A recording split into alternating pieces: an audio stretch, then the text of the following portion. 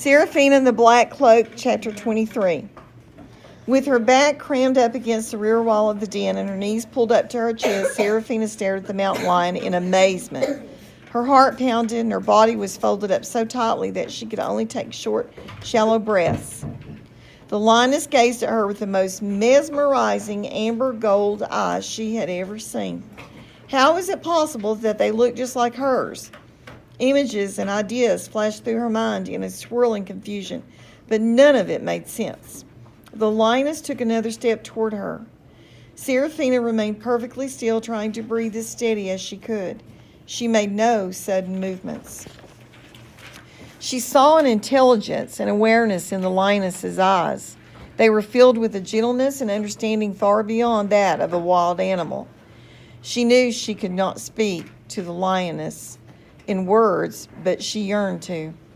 The lioness pushed her nose against Serafina's shoulder and smelled her.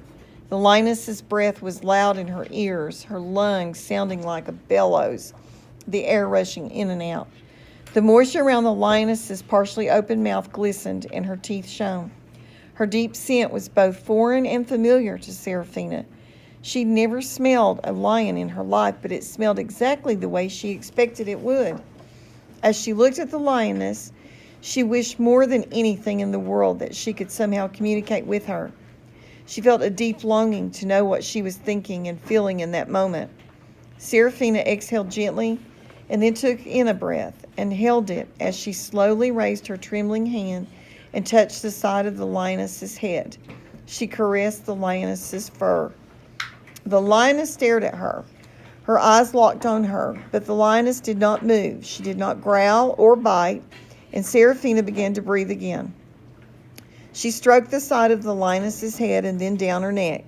The lioness rubbed her shoulder against Serafina's body, and Serafina felt the power and weight of the animal against her, so much weight that it prevented her from breathing for several seconds, and she almost panicked, but then the lioness moved again, and she could breathe once more.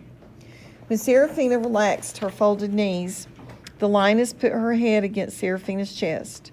Serafina touched the back of her neck and her ears. Then the lioness slowly leaned down and lay down beside her with her cubs around her and swished her long tail. Serafina held the fuzzy little mewing cubs in her arms and hugged them. She felt her chest swelling and her limbs tingling, and she was filled with pride and happiness. The little lions were welcoming her. They loved her.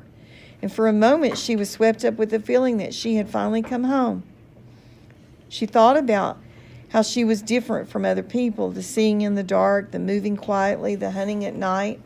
She looked at the palm of her hands and opened her fingers, and then examined her fingertips one by one. Were they fingernails or were they claws? What was her connection to the lioness? Why did she feel like she belonged here? But the more she thought about it, the more ludicrous it became in her mind. She was a person. She was wearing clothes. She lived in a house full of human beings. And that's where she wanted to be. She had to get back to Braden and her paw and the world she knew, the world she loved. Clenching her teeth and shaking her head, she crawled out of the lioness den. She stumbled into the open glade and stood beneath the stars in utter confusion. She looked over at where the battle had taken place, and the black cloak lay in a heap on the ground. Thorn's bloody body lay beside it. His other clothing had been shredded by the lioness' claws.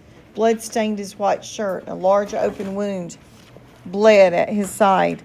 His head and face were badly bitten and clawed. She could see his blood glistening, and she knew from watching rats die that glistening blood meant he wasn't completely dead yet, but he soon would be. Sometimes you killed a dying rat, but other times you just let it die. Standing in the angel's glade, she looked up at the sky and the trees and all around her. She had won. She had defeated the man in the black cloak, and it felt like every muscle in her body was alive and moving. There was a part of her that felt elated, almost euphoric, like she was floating on air, but another part of her was deeply confused. She had solved one mystery only to be confronted with another. Why did she feel this way inside? And why hadn't the lioness attacked her? What does it all mean? She asked aloud in frustration. She took a few steps, kicking her feet roughly through the snow. She was so sick of not knowing anything, not having the answers. "Tell me what it all means," she shouted to the heavens. "Put me on," came a raspy voice.